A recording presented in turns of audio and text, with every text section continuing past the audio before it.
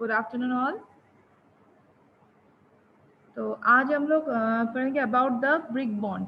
तो ब्रिक तो हम लोग अलग अलग तरीके से उसको बॉन्डिंग करते हैं, मतलब ब्रिक्स का जो जॉइंट्स हम लोग बहुत डिफरेंट डिफरेंट तरीके से हम लोग जॉइंट्स करते हैं।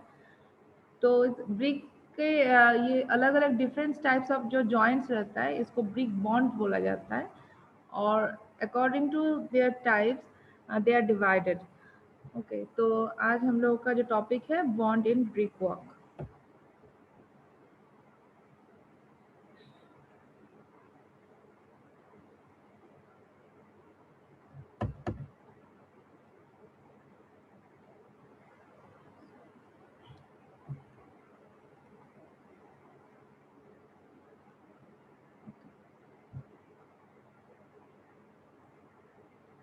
स्क्रीन विजिबल है?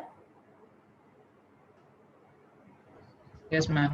ओके, तो इंट्रोडक्शन है। The manner in which the bricks are arranged in a wall is obviously of the great importance to the appearance and strength. तो जिस मैनर्स में, मतलब जिस वे में सारे ब्रिक्स को अरेंज किया जाता है और उससे एक वॉल क्रिएट किया जाता है, और ऑब्वियसली इसमें ग्रेट इंपॉर्टेंस रहता है उसका अपेयरेंस का और स्ट्रेंथ का। तो ये दोनों चीज़ को ध्यान में रख के जिस तरह से सारे ब्रिक्स को अरेंज करके प्रिपेयर किया जाता है एक वॉल को, उसको ब्रिक बॉन्डिंग बोला जाता है। तो यहाँ पे जैसे एक एग्जाम्पल दिया हुआ है, ये इनकरेक्ट वे है अरेंजिंग द ब्रिक्स, क्योंकि इसमें ब्रिक्स तो अरेंज हो जाएगा बट इसमें आपका फुल स्ट्रेंथ ये प्रोवाइड नहीं करेगा।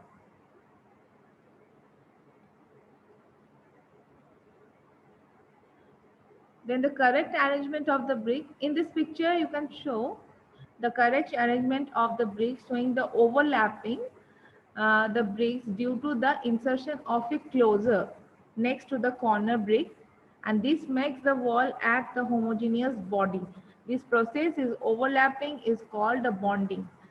मतलब जैसे यहाँ पे आप लोग देख सकते हो, मैं यहाँ पे मार्क कर रही हूँ, जैसे यहाँ पे you can see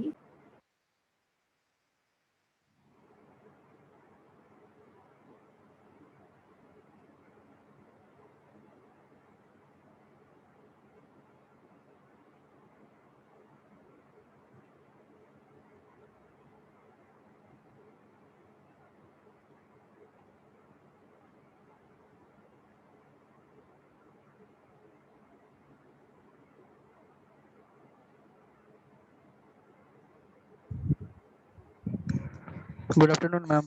हाँ, गुड आफ्टरनून। एक सेकेंड, प्रॉब्लम्स हो रहा है।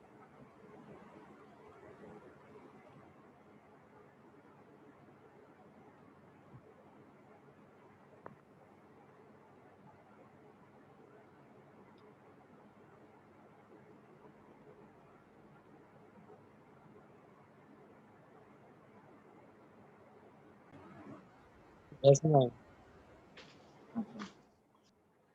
तो यहाँ पे देखो, जैसे जितना भी ब्रिक्स है, ब्रिक्स के सारे लाइंस एक दूसरे के साथ देखो, यहाँ पे एक ही साइड में मतलब एक सिंगल लाइंस पे ये हो गया। ये इनकरेक्ट पोजीशन इसलिए है क्योंकि अगर ब्रिक्स मेरा अगर इस तरह से अगर ये जॉइंट्स अगर एक साथ यहाँ पे देखो 2-3 जगह पे इस तरह से जॉइंट जो है, मतलब जो हॉरिजॉन्टल ब्रिक्स और इस तरह से जो ब्रिक्स का जॉइंट है एक साथ में ये आ जा रहा है, तो यहाँ से क्या होता है कि वॉल जो होता है ये क्रैक होने का चांसेस रहता है। तो इसीलिए ये इनकरेक्ट पोजीशन है आपका ब्रिक बॉन्डिंग का। तो हमेशा जब ब्रिक बॉन्डिंग किया जाता है तो ये ज़रूरी है कि कम से कम इस पोजीशन में रहे, मतलब ये जो जॉइंट्स है, जॉइंट के नीचे एक सपोर्ट इसको मिले, फिर अगला नेक्स्ट जॉइंट जो है उसको एक सपोर्ट मिले। तो इस तरह से अगर हम लोग ब्रिक को बॉन्डिंग करेंगे तो ये गलत हो जाएगा। तो इसको अरेंज करने के लिए क्या करना पड़ता है, हम लोग को ब्रिक्स के अंदर आइदर क्लोजर्स या बैट्स इसका इस्तेमाल करना पड़ता है। ठीक है,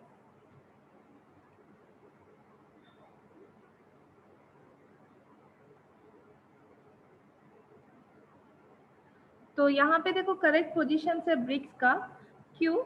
क्योंकि यहाँ पे देखो ये कोई भी लाइंस एक साथ ये कंटिन्यूअस जो इसका ज्वाइनिंग है ये साथ में नहीं है, सारा का सारा जॉइंट्स जो है all those are in alternate position.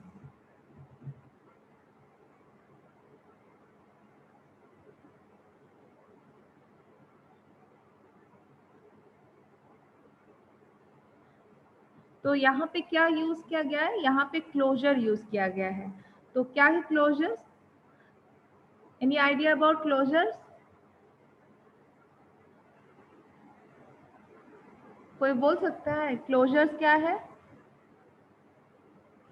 Ma'am brick को जो तोड़ के दिया हुआ मतलब आधा हिस्सा डालते हैं ना, होल्डिंग के लिए क्लोजर डालते ब्रिक्स हैं, को किंग तोड़ने क्लोजर का जैसे दो हो गया। प्रोसेस रहता है, ठीक है, मैं यहाँ पे थोड़ा सा करेक्ट कर देती हूँ आप लोगों को। ब्रिक्स को जब हम लोग कटिंग करते हैं, जब यहाँ पे बॉन्डिंग के लिए ब्रिक्स को तोड़ने का दो प्रोसेस रहता है। फर्स्ट है अगर हम लोग लेंथ वाइज उसको काटते हैं तो वो आपका हो जाता है बैट, ठीक है, और अगर हम लोग विथ वाइज उसको काटते हैं तो वो हो जाता है क्लोजर। तो यहाँ पे देखो ब्रिक्स का जो शॉर्टर साइड होता है ना, ये शॉर्टर साइड्स के थ्रू अगर हम लोग कटिंग करते हैं, मतलब यहाँ इसके थ्रू अगर हम लोग काटेंगे तो ये हो जाएगा क्लोजर्स।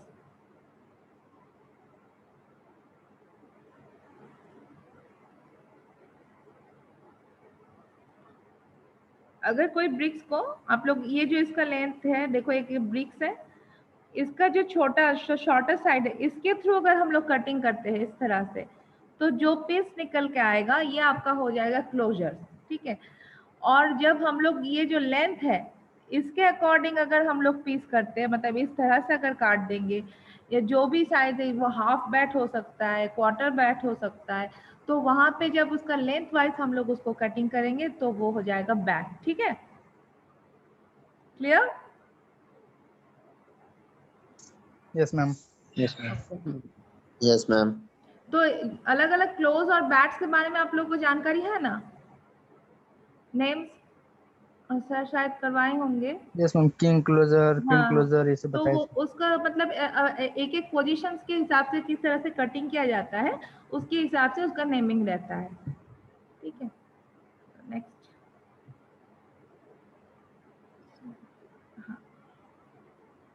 तो there are different system of bonding. Bonding में बहुत सारे सिस्टम्स रहता है। Following are the principal of the bonding. One, English bond, double Flemish bond, single Flemish bond, heading, stretching, rat trap and garden wall. तो those are the main types of bonds. और भी बहुत सारे bonds रहते हैं, पर हम लोग कुछ इस तरह से इसको स्टैंडर्ड मान के तो इतना ही बॉन्डिंग्स हम लोग मतलब पढ़ते हैं, या फिर इसी को हम लोग एज ए मतलब डिफरेंट टाइप्स मान के चलते हैं। बट बहुत सारा बॉन्डिंग है, अलग अलग बुक्स में अलग अलग आपका इसका मिल जाएगा, मतलब जितना भी डिफरेंट टाइप्स का बुक में बहुत सारा लिस्ट मिल जाता है। तो वो थोड़ा सा अरेंजमेंट्स में थोड़ा चेंज करके अलग अलग नाम हो जाता है इन लोगों का, ठीक है। तो जो are those are the commonly used. Rules for good brick bonding. अच्छा ब्रिक बॉन्डिंग के लिए क्या रूल्स है? तो यूनिफॉर्म इन साइज, तो ये तो जरूरी है कि हमेशा जब ब्रिक बॉन्डिंग करे तो वो यूनिफॉर्म साइज का हो। Bricks arrange uniformly throughout the wall. पूरा जो जितना भी वॉल्स बना रहे हैं उसका जो अरेंजमेंट जो है वो भी यूनिफॉर्म लगना चाहिए। आप लोग कहीं कहीं पे देखे होंगे किसी किसी कंस्ट्रक्शन में ब्रिक वर्क बहुत अच्छा नहीं होता है, मतलब अगर अनस्किल्ड लेबर उस पर काम कर रहे हैं तो बाहर से दिखने से ही पता चल जाता है कि वॉल का फिनिशिंग अच्छा नहीं है। बट अगर स्किल्ड लेबर है उन लोगों का देखना फिनिशिंग्स और जितना भी जॉइंट्स है उसमें बाद में वो कट्स का मार्किंग रहता है, तो वो वॉल आफ्टर बॉन्डिंग तो वो बहुत खूबसूरत लगता है दिखने में। तो वो अरेंजमेंट यूनिफॉर्म होना चाहिए एक वॉल में। Bats are used as little as possible, तो जितना कम से कम बैट यूज किया जाए वो कोशिश करना चाहिए। तो हम लोग क्या करेंगे, ब्रिक्स को इंटैक्ट रख के बिना तोड़े वो जो जॉइंट्स रहता है प्रॉपर पोजीशंस में मेंटेन करने का, ताकि हम लोग को बैट्स ज्यादा से ज्यादा नहीं यूज करना पड़े, ठीक है। The bricks in the interior wall laid as header that is across the wall. तो हेडर पोर्शन जो है वो कोशिश किया जाए कि अगर वो इंटीरियर पोर्शंस में ही रहे। एक्सटीरियर में स्ट्रेचर पार्ट दिखना चाहिए। तो ये पॉसिबल तभी हो पाएगा अगर ये उस तरह से हम लोग इसको हार्ड एंड फास्ट रूल्स की तरह नहीं बोल सकते कि हेडर हमेशा अंदर की तरफ रहेगा और बाहर की तरफ स्ट्रेचर रहेगा। तो ये पॉसिबल होता if the wall is in 15 inch, ठीक है। अगर 15 इंच का अगर वॉल हम लोग बना रहे हैं तब वहां पे हम लोग हेडर पोर्शंस को इंटीरियर वॉल में और स्ट्रेचर पोर्शन को हम लोग आउटर वॉल में दे सकते हैं।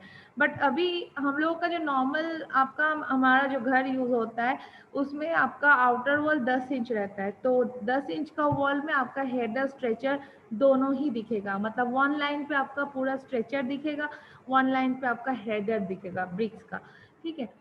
तो और अगर इंटीरियर वॉल में जितना भी हम लोग यूज करते हैं तो वहाँ पे इनर वॉल में 5 इंच का वॉल रहता है तो वहाँ पे हम लोग स्ट्रेचर ही यूज करते हैं।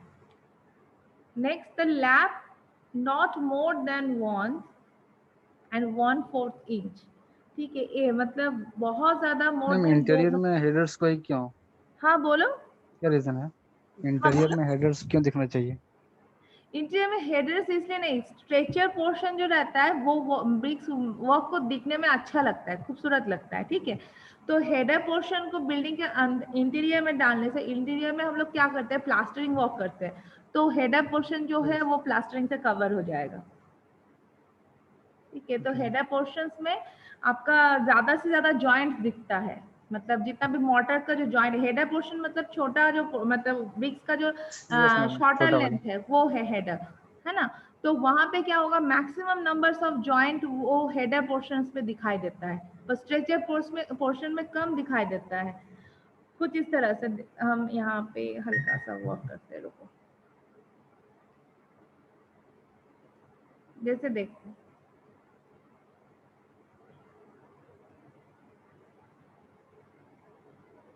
तो अगर मेरा कुछ स्ट्रेचर पोर्शंस में अगर हम लोग ब्रिक्स रखते हैं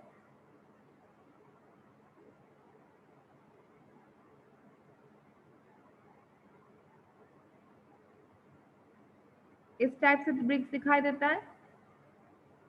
तो अगर इस तरह से ब्रिक्स दिखाई देगा तो ये बॉन्डिंग जो होता है बाहर तरफ से अच्छा लगता है दिखने में। और वही अगर स्ट्रेचर बॉन्ड अगर यूज कर रहे हैं तो वहां पे क्या हो जाता है, तो ये गैपिंग ऑलमोस्ट और ये छोटा छोटा हो जाएगा।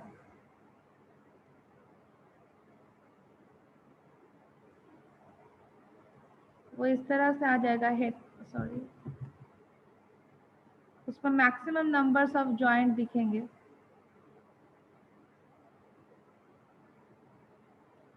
यहाँ पे तो कॉपी का भी ऑप्शन नहीं है।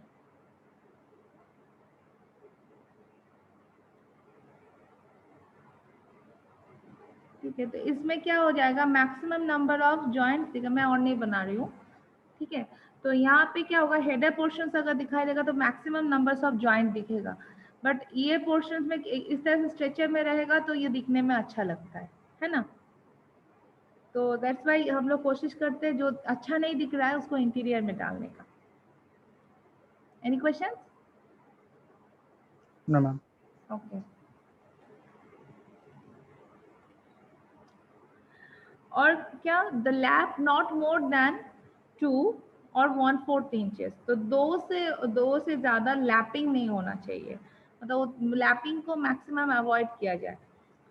The vertical joint in every other course should be vertically over one another, मतलब जो भी वर्टिकल जॉइंट है, जो कि फर्स्ट पहले ही बताया कि वर्टिकल जितना भी जॉइंट्स है वो क्या है, एक अलग मतलब ऑल्टरनेट रहना चाहिए, मतलब कभी भी एक वर्टिकल जॉइंट दूसरा वर्टिकल जॉइंट के साथ सेम लाइन पे नहीं आना चाहिए। अगर सेम लाइन पे आ जाएगा तो क्या होगा, वहां से आपका ब्रिक्स वॉल में क्रैक आ जाएगा। मैम लैपिंग मतलब क्या? हाँ बोलो। मैम लैपिंग मतलब क्या होता है? लैपिंग, हम लोग वॉल पे जब लैपिंग करते हैं मतलब एक कॉर्नर के थ्रू दूसरा कॉर्नर को लैप किया जाता है। आगे चलते हैं, जब ब्रिक बॉन्डिंग्स का स्टेप हम लोग देखोगे तो वहां पे समझ में आ जाएगा।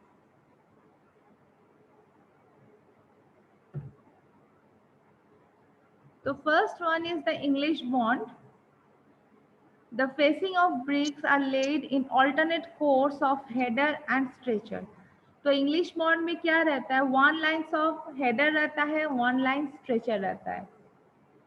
Queen closure inserted next to the queen header to procedure of overlap. तो ये जो कॉर्नर जहाँ पे हम लोग बोल रहे थे कॉर्नर पे क्लोजर यूज किया जाता है ताकि तुम्हारा जो वर्टिकल जॉइंट है वो ना पड़े, मतलब वो एक दूसरे के साथ जैसे ओवरलैपिंग ना हो जाए. English bond is the strongest. Avoid the continuous vertical joint. ये स्ट्रॉन्गेस्ट इसलिए होता है क्योंकि इसमें क्या रहता है, इसको वर्टिकल जॉइंट को अवॉइड किया जाता है. डिसएडवांटेज क्या है? Penetration of damp through the transverse joint, appearance not good as Flemish bond. तो यहाँ पे क्या है कि इसका जॉइंट्स के लिए इतना जो जॉइंट्स रहेगा, ये जॉइंट्स की वजह से इसमें डैम्प होने का जितना जॉइंट्स रहेगा मतलब वहाँ पे वाइड होने का चांस है. जॉइंट में हम लोग मॉर्टर डालते हैं तो मॉर्टर में अगर जो मेरा लेबर मैशन जो है वो थोड़ा सा अगर मतलब ये किया मतलब थोड़ा सा वो कंसर्स नहीं है तो वहाँ पे वाइड अगर रह जाता है तो वहाँ पे डैम्प होने का चांसेस रहता है. और इसका अपीयरेंस जो रहता है ये फ्लेमिश बॉन्ड की तरह उतना अच्छा नहीं होता है बाहर से, क्योंकि इसमें एक लाइन स्ट्रेचर रहता है, एक लाइन आपका हेडर दिखता है, तो लुक्स वाइज वो उतना अच्छा नहीं लगता है. But it was the strongest. तो कुछ इस तरह से देखो, ये है इंग्लिश बॉन्ड. यहाँ पे ध्यान से देखो, यहाँ पे यूज किया गया है आपका क्लोजर्स, क्वीन क्लोजर. यहाँ पे भी क्वीन क्लोजर यूज किया गया है. इसमें क्या होता है, एक लाइन देखो नीचे से हम स्टार्ट कर रहे हैं, यहाँ पे देखो सारे स्ट्रेचर यूज किया गया है. ठीक है, फर्स्ट लाइन पे यहाँ पे सारे स्ट्रेचर यूज किया गया है. और सेकंड लाइन पे जब यहाँ पे हम लोग हेडर यूज कर रहे हैं तो दो हेडर अगर यूज होगा तो एक स्ट्रेचर का साइज हो जाता है ना, तो यहाँ पे तब वर्टिकल जॉइंट्स ओवरलैप हो जाएगा. तो उसको अवॉइड करने के लिए यहाँ पे एक क्लोजर्स का यूज किया गया है. तो यहाँ पे एक हेडर है और उसके बाद दूसरा जो हेडर है इसके साथ ये ऑल्टरनेट है, मतलब ये जॉइंट जो है आपका किसी दूसरा जॉइंट के साथ मतलब एक दूसरे के साथ ओवरलैप नहीं हो रहा है. तो यहाँ पे one line stretcher and then one line header, और जहाँ पे है जिस लाइन पे हम लोग हेडर यूज कर रहे हैं वहाँ पे एक एक क्लोजर यूज किया गया है. देखो ऑल्टरनेट लाइंस पे यहाँ पे क्लोजर्स है. ठीक है, तो this is English bond. Clear? Yes, ma'am. Okay. Yes, ma'am. Next one is the Flemish bond. तो फ्लेमिश बॉन्ड दो टाइप्स का होता है, double Flemish bond and single Flemish bond. तो double Flemish bond is shown in the figure. तो here the header and stretcher alternate in each course. तो यहाँ पे क्या होता है कि हर एक लाइन पे, ईच कोर्स मतलब हर एक लाइंस पे ही एक स्ट्रेचर और एक हेडर यूज किया जाता है. देखो यहाँ पे क्लोजर्स भी यूज किए गए हैं. और तो यहाँ पे जैसे एक हेडर्स है, उसके बाद एक क्लोजर, फिर स्ट्रेचर यूज किया गया है, फिर से एक header and then stretcher and then header. ठीक है, तो इसमें हर एक लाइंस पे मतलब हर एक कोर्स पे ही हेडर और स्ट्रेचर ऑल्टरनेटिवली यूज किया गया है. The lap is produced by placing queen closer next to the queen header is every course. तो यहाँ पे नेक्स्ट में क्या किया गया है, हर एक में क्वीन क्लोजर यूज किया गया है ताकि लैपिंग ना हो यहाँ पे जो ये इसको प्रोड्यूस करने के लिए. और English Flemish bond is weaker then English bond. Flemish bond English bond से वीक होता है. ठीक है,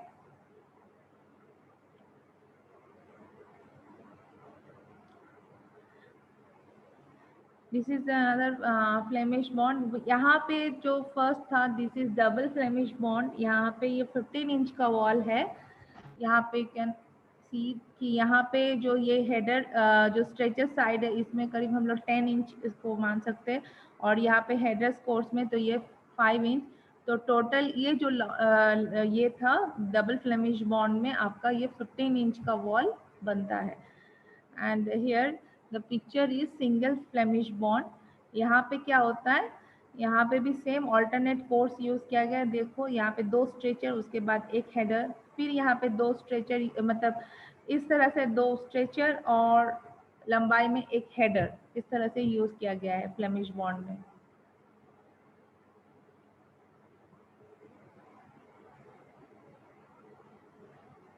तो इसमें लुक्स वाइज एक पर्टिकुलर पैटर्न आता है, दैट्स वाई इसको ये दिखने में अच्छा लगता है। जैसे इंग्लिश बॉन्ड में क्या होता है कि एक लाइन पे ये स्ट्रेचर दिखाई देता है, दूसरे में हेडर, तो ज़्यादा कंजेस्टेड भी लगता है। पर यहाँ पे एक पर्टिकुलर एक अच्छा सा एक मतलब लुक्स आता है।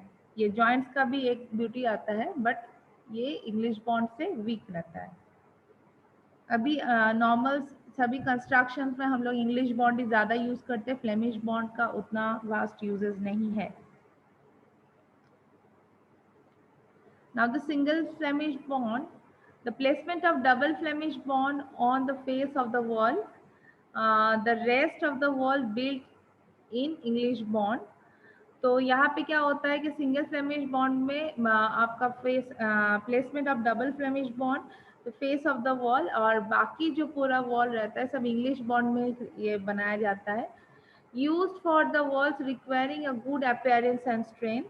इस टाइप का वॉल गुड अपीयरेंस के लिए ये बनाया जाता है। Not employed for the wall less than 1 और हाफ ब्रिक थिक। तो 1 ब्रिक और हाफ ब्रिक थिक का वॉल में ये वॉल एप्लीकेबल नहीं है, इसको हम लोग नहीं बना सकते।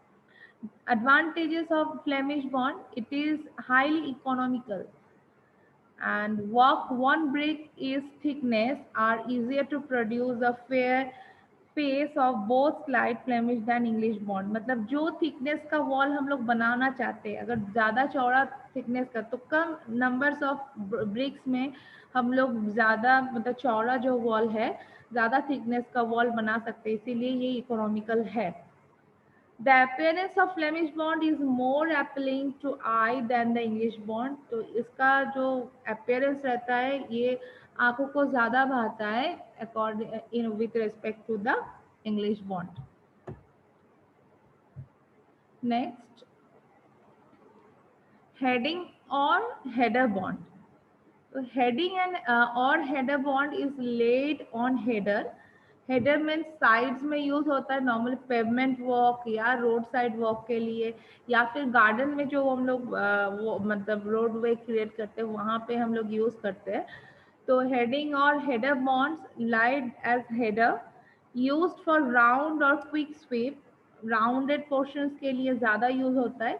Should never be use in straight walk as it is weak. Straight walk के लिए ये यूज़ नहीं होता है, मतलब इसको हम लोग एज ए वॉल के लिए उतना पर्पसली इसको यूज़ नहीं करते क्योंकि ये बहुत ज़्यादा वीक रहता है। क्योंकि इसमें देखो जॉइंट्स जो रहता है मैक्सिमम एक दूसरे के साथ साथ ही है, और जब भी जॉइंट्स इसको ज़्यादा अगर हम लोग ऊपर हाइट्स तक इसको बढ़ाएंगे तो ये टूटने का चांसेस रहता है। तो that's why it was very week.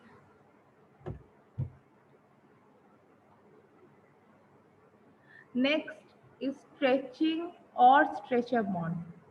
तो bricks are laid in stretcher as in the figure below. यहाँ पे देखो स्ट्रेचर वे में जैसे सिंगल 1 ब्रिक्स का वॉल है। Use the wall of half brick thickness. तो हाफ ब्रिक का जो थिकनेस रहता है मतलब 5 इंच का थिकनेस का वॉल कंस्ट्रक्ट करने के लिए स्ट्रेचर बॉन्ड यूज होता है।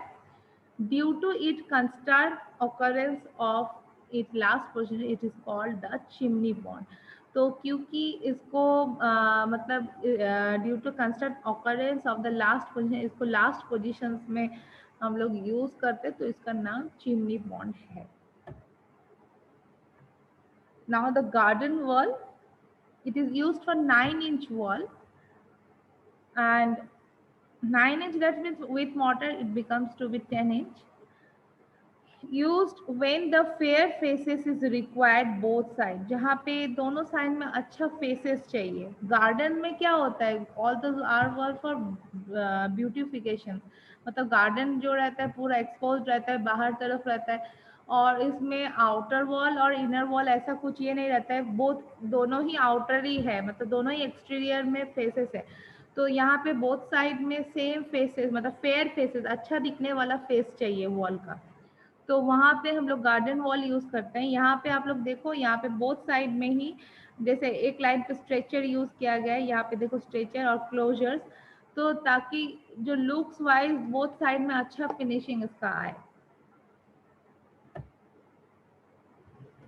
Next is rat trap.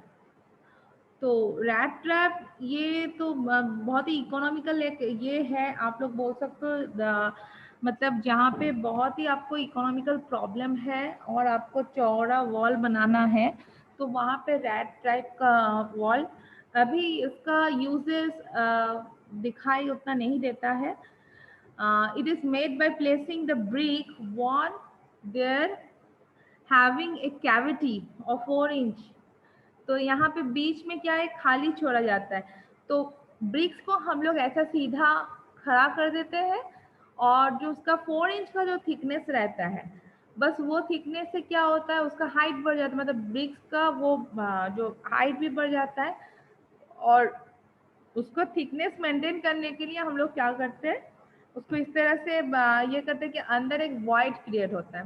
तो alternate course of header and stretcher and steel used in India as an economical bond. तो जहाँ पे इकोनॉमिकल चीज़ों को देखा जाता है, मतलब बहुत ज़्यादा मतलब ज़्यादा हम लोग ब्रिक्स खर्चा नहीं कर सकते, तो वहाँ पे हम लोग इस तरह से वॉल बनाते हैं 4 इंच का, and it is known as rat trap.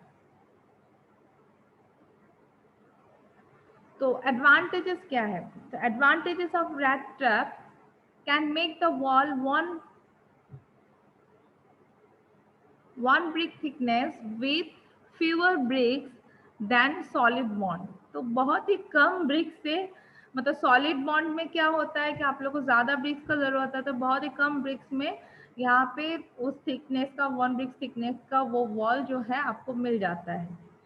And the strength is equal to the standard of 10 inch, मतलब 250 millimetre bricks wall, but consume 20% less brick.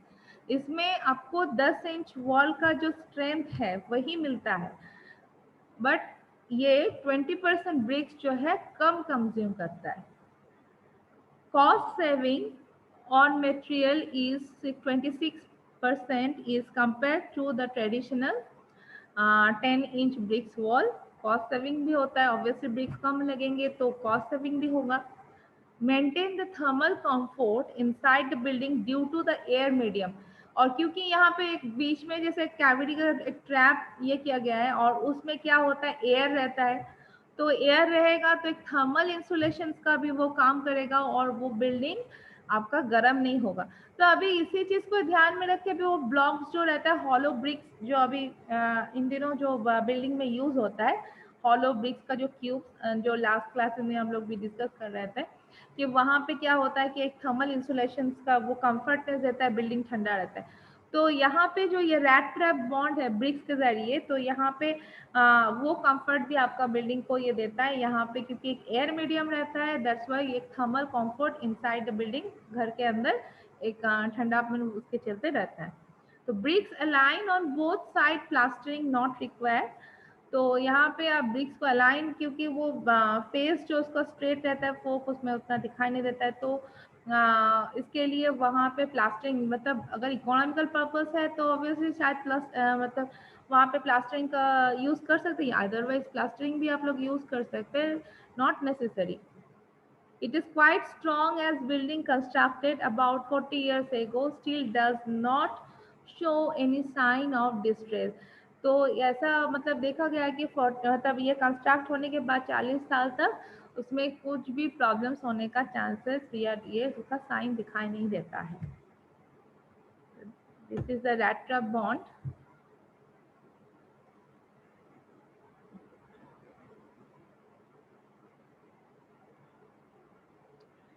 यहाँ पे स्ट्रेचर बॉन्ड यूज किया गया है बिल्डिंग्स में। यहाँ पे देखो हेडर बॉन्ड्स है,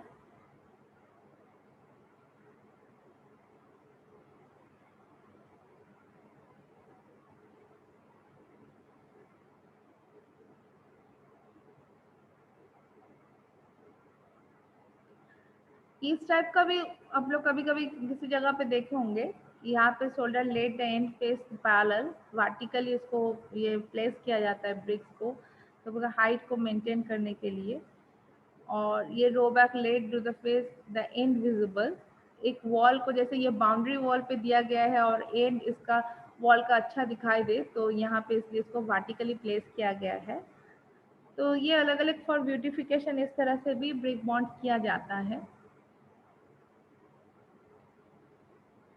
And the conclusions. Therefore, we can see that the manner of overlapping bricks for constructions of wall is called brick bond. And many types of bonds are used in different way for constructions of brick wall. For the brick pillar, good brick bond can ensure the strength of building and aesthetic beauty of brick wall. Brick pillars and the entire brickwork depend on the quality of bonds. तो पूरा BRICS का जो walls है, BRICS का pillars और inter brick walls, इसका quality के brick bond का क्वालिटी के ऊपर डिपेंड करता है। तो गुड ब्रिक वर्क अगर बॉन्ड ब्रिक बॉन्ड अगर क्रिएट होगा तभी बिल्डिंग को अच्छा स्ट्रेन, अच्छा एस्थेटिक व्यू, ये सारा चीज़ प्रोवाइड हो सकता है। Thus the bonds in brick work is utmost importance, मतलब ये बहुत ज़्यादा इम्पोर्टेंस है ब्रिक वर्क का एक बिल्डिंग में, जो कि इसके ऊपर आपका बिल्डिंग का वॉल का स्ट्रेंथ डिपेंड करता है, इसमें आपका बिल्डिंग का गुड लुक्स डिपेंड करता है, सारा चीज़ ब्रिक वर्क के ऊपर डिपेंड करता है। और इससे ज़्यादा भी आपका इकोनॉमी भी डिपेंड करता है। अगर आप अच्छे से ब्रिक बॉन्ड नहीं करोगे तो वो बाद में वो फेलियर होने का चांसेस रहेगा, तो आपका और डबल मोर टाइम्स उसका जो एक्सपेंसिव वो हो जाएगा आपको फिर से बनाने में। और अगर अच्छा ब्रिक बॉन्ड्स अगर आप लोग क्रिएट नहीं किए, प्लास्टरिंग के टाइम पे भी आपको क्या होगा, ज़्यादा से ज़्यादा मॉर्टर यूज़ करने पड़ेंगे, तो वहाँ पे भी आपका कॉस्टिंग पे इकोनॉमिकल एक इफेक्ट आएगा। तो बहुत इंपॉर्टेंट होता है ब्रिक वर्क, अच्छे से ब्रिक बॉन्ड, और जितना भी लैपिंग्स वगैरह ताकि वर्टिकल जॉइंट्स जो है ये सारा चीज़ अवॉइड करना है। और ब्रिक बॉन्ड्स में अच्छे से मॉर्टर को भी उसमें वॉइड ये चीज़ भी देखना है ताकि आपका जो डैम्पनेस का चांसेस है वो सब भी ना रहे। तो brick walls is very important for a building. Thank you.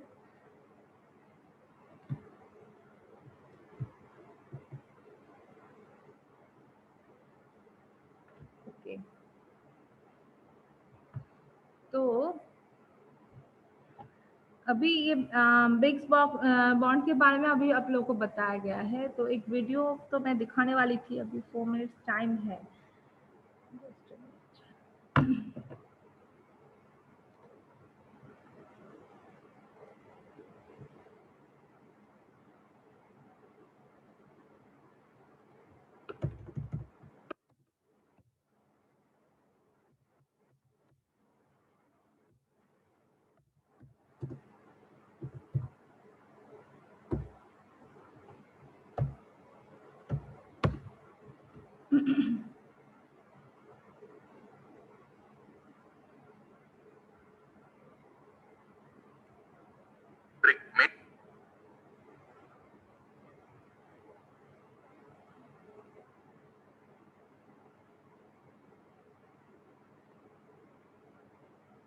Screen visible है आप लोगों को पास? List out the types of bonds. Yes, ma'am. Explain the construction procedure for different types of bonds. In the ancient period, people constructed buildings with the help of stones and lime mortar. But shifting the huge stones was a very tedious process, as the sledges were pulled by a team of laborers and the tracks were kept waxed in order to reduce friction. Slowly, people started to use the lightweight bricks and cement mortar for the construction of buildings. For purpose of constructing, different types of bonds are followed. Brick masonry is built with bricks bonded together with mortar. For permanent buildings, lime or cement mortars are used, but for temporary sheds, mud mortar may be used. Now, let us discuss about the bricks and different types of bonds in brick masonry in detail. The general size of the modular brick is 190 millimeters by 90 millimeters by 90 millimeters. Let us learn about the different dimension of a brick. This is the stretcher face. This is the header face. And this is the half queen closer. यहाँ पे देखो सब Brick laying process can be done perfectly with the brick professional equipment. In the following images shown on the screen, you can see the vertical plane guide, the horizontal plane guide, the mason made, and the pro pointer. Let us now discuss the process of making cement mortar. The preparation of cement mortar is done in the ratio of 1:3 for grade M7.57. That is 1 bag of cement for 3 bags of sand. Add water to the cement whose ratio is 70% of the weight of the cement. For 1 brick thickness wall construction, start the construction by first laying the header face. Keep 2 bricks each at one end by placing the cement mortar below it. Temporarily fix the mason made and tie a thread at the top corners as shown on the screen. Place the cement mortar by using the vertical guide. Finish the header row and इसे place the rejoin cement कर लेना आप mortar लोग। above it with the horizontal guide. ये सब चीज हम लोग Continue के the इंडिया same में यूज process नहीं for होता the है। stretcher row. The various types of bonds generally used in brick masonry are stretcher bond, header bond, English bond, and Flemish bond. In stretcher bond masonry, all the bricks are arranged in stretcher courses. In the header bond brick masonry, all the bricks are arranged in the header यहाँ पे देखो courses. Half bat use किया English गया है। bond courses consist of headers and